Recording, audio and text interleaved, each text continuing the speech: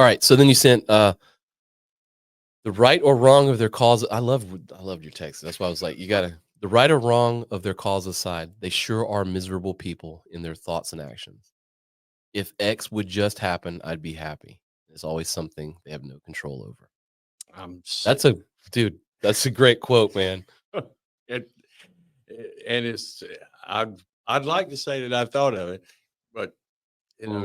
it just it's the kind of things that I've picked up that just ring true when you see the poor son of a gun going with the army of God down to the Mexican border to clean things up Yeah.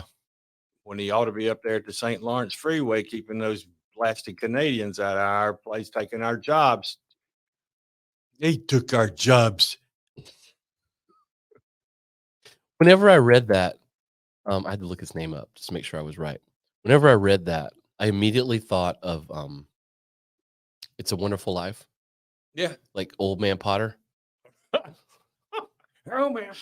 right? But Yeah. you know what I mean? Like Yeah. I immediately thought of like this lonely, miserable person, and that's a caricature, right? But everything they do is to make other people as miserable as they are, Gotcha. right? I think that's probably a very empathetic way to look at other people. And that might sound very cynical, but I think it might help you. You know, if you just like, what is that guy's fucking problem? But you just realize maybe they're miserable. Hmm. And the way they deal with the world is to try to make everyone miserable too. And even though you think you're the smartest person in the room, you have these duh moments where it's like, you just want to walk up to the guy and say, "How's that working out for you?" Yeah, I love that. How's that working out for you? Yeah, I mean, you seem to be just the most miserable Yeah, person on this planet. yeah, So, don't you think you might want to, change yeah, something? And he's going to say, "Well, people never change," and I beg to differ. yeah. I'm not sure we've got free will, but I've seen people change. You said that to me a couple times. The One free of will thing. Where are you coming at? Where are you coming at with that? the fact the way our brains work and the fact that every emotion, every thought, every action that we have is a combination of a chemical and an electrical impulse in our Oh, you're brains and in bringing our science to the nervous table. system. Yeah, I'm afraid so. But See, I'm a flat earther. I deny science. oh, Just kidding. well, it's Valentine's Day. Yeah. Let's go to Valentine. This probably is probably too late. This won't be heard on Valentine's Day. But just the emotion of love. Yeah. You know what it feels like. Right. You don't know how to conjure it up because that's not how it works. It's kind of like some things like forgiveness. It's like it just Huh. occurs. You just can't Yeah. forgive somebody. Interesting. It just kind of happens. And it's kind of like that way with love. But when you come back to it, that feeling is still something that's produced in your brain Huh. by a chemical reaction and an electrical impulse across all that stuff that you got up there. Hmm. And so, Okay. oh, that's where we work from. Is for that right there. There's no So you're just a there's no guy organism trying to get dopamine going. exactly Yeah. good old dopamine. Yeah. I mean, it's not like there's a guy in a long white gown and a white beard sitting up in your head going, this is what we do. Yeah. No, everything it comes down to the same old biochemistry that Hmm. you slept through in college. I But didn't take biochemistry in college, God man. Almighty, you're blessed.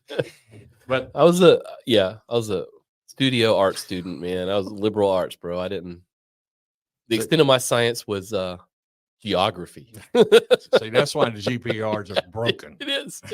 You shouldn't have the same Yeah. degree. I know. Not at all.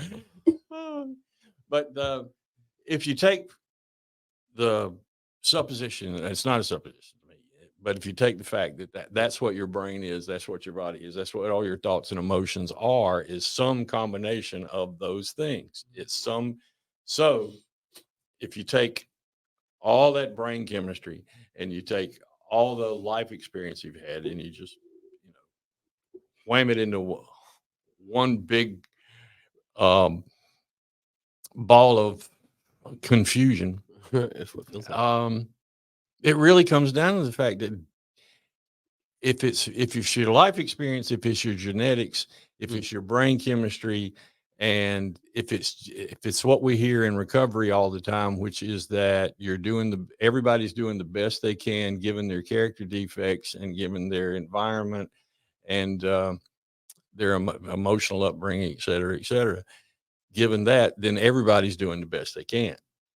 My response to that is that if that's true, then we have no free will.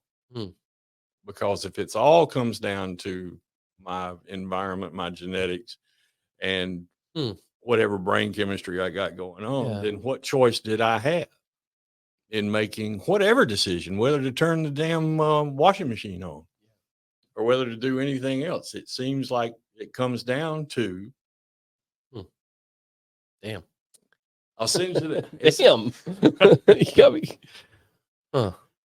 Interesting. so Yeah. there's a conundrum there about Yeah, it really is. do people change? Yes, because we've seen it done. How do they change? Well, it usually comes about by some psychic change. Right. The only way I'm going to change anything is through pain. If things are going fine, I don't need to change the lick.